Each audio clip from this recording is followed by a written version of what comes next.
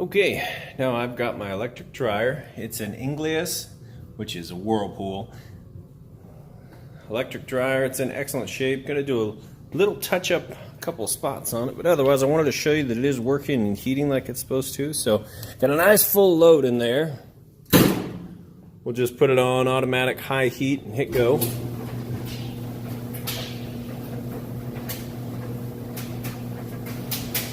You can hear it sounds great. Nice smooth operation.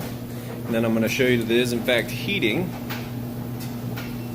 So anything I shoot that on is going to give you the surface temperature, whatever that little red dot shines on.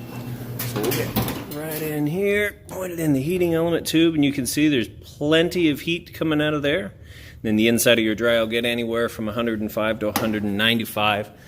Just depends on what you have this heat setting at here. So alright, that's it on the dryer. Like I said, we'll get a little touch up there and you can see the pictures that follow this video for the finished product. Just like to do a little test, like I said, as if you were standing here testing it out and listening to it yourself. You know when you get it home, plug it in, it's going to be good to go. So thanks for watching. Have a great day.